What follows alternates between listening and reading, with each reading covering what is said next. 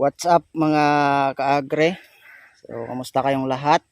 At syempre, una sa lahat ay binabati ko muna kayo ng Happy New Year, no? So, ito yung unang upload ko, no? Sa ah, taong ito mga kaagre, no? So, 2024. So, kakatapos ko lang mga kaagre ng pagkuha, no? O pag-harvest ng mga markot ko na kalamansi. So ito, unang harvest ay may order ako na una na 500, no? Sana abutin ng 500 to. O kung hindi naman ay susunod ko na lang yung mga kulang, no? So ito, at marami-rami pang hindi nag-ugat mga kaagre. So inuna ko muna yung mga naunang nag-ugat, so kinuha ko muna para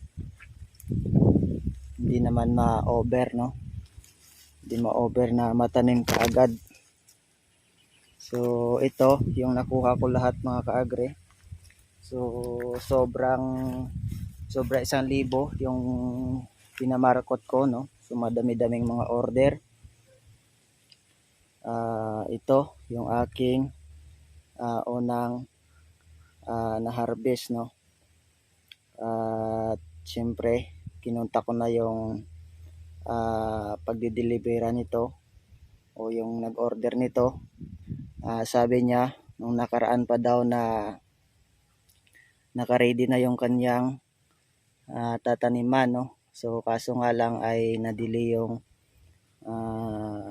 pag-ugat ng aking pinamarkot, no? So kulang-kulang 2 buwan mga kaagre bago nag-ugat, no? So ito nga yung naunang nag-ugat at hindi nagsabay-sabay lahat, no mga kaagre. So kahit pa paano ay may nakuha ako at may bibigay ako doon sa nag-order nito, no? Yung unang nag-order sa akin ay 500 piraso. So ayun, bibilangin ko lang kung ilan at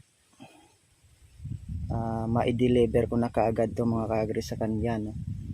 So gusto niya magtanim ng kalamansi ay kinontak niya lang ako na nagpamarkot din siya, no? So sa may gustong magtanim din yan, no? Sa malapit lang dito sa amin, sa mga subscriber na gustong magtanim, pwede po kayo mag contact sa akin o mag-comment lang sa video na ito mga kaagre. So pero pag sa mga malalayo siguro ay hindi ko siguro bibigyan, no? So depende lang rin kung papaano, no? So ito kasi yung maganda kasi dito sa markot mga kaagre ay pagkakuha itatanim ka agad, no? So hindi mo na palilipasin ng mga ilang araw pa para hindi mamatay.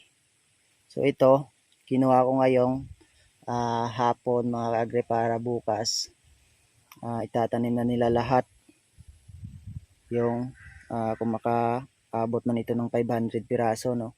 So hindi ko kinuha nung umaga kasi alam ko naman na hindi nila maubos o matagal-tagal kasi yung pagkuha ko nito at hindi nila maubos matanim pag sa umaga ko pa kukunin at pag deliver sa kanila itatanim nila kaagad. So malipasan pa ng gabi bago nila maubos yung pagtatanim nito, no? So yung ginawa ko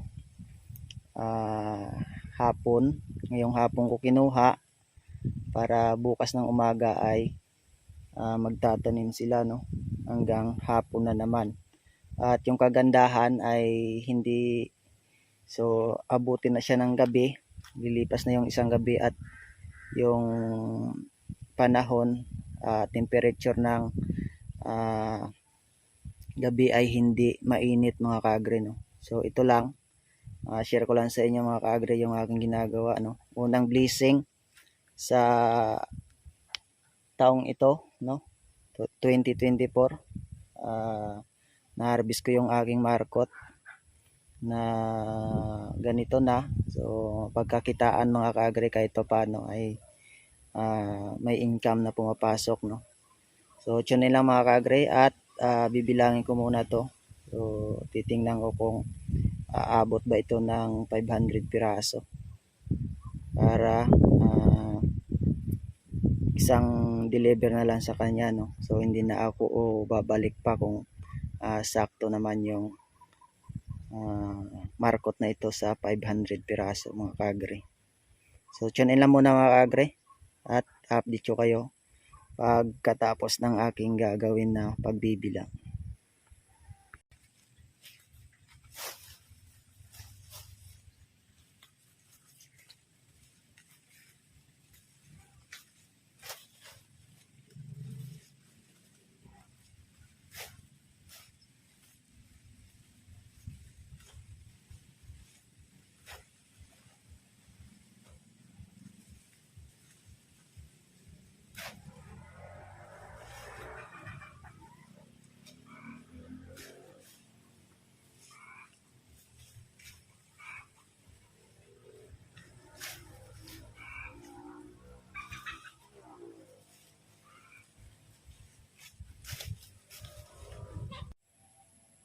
At ito na nga mga ka-agri. So natapos ko nang bilangin yung aking hinarvest na markot, no, na kalamansi. So inabot lang siya ng 278 piraso. So marami-rami pang kulang. 222 pa yung kulang, no, na bubuuin sa 500 mga ka-agri. So ito i-deliver ko lang muna mga ka-agri. At syempre yung kulang ay sa susunod ko na isusunod, no, pag nag-ugat na naman tong mga natitira ko pang markot, at saka mapupuno ko na yung order na 500, no. So maganda lang to kasi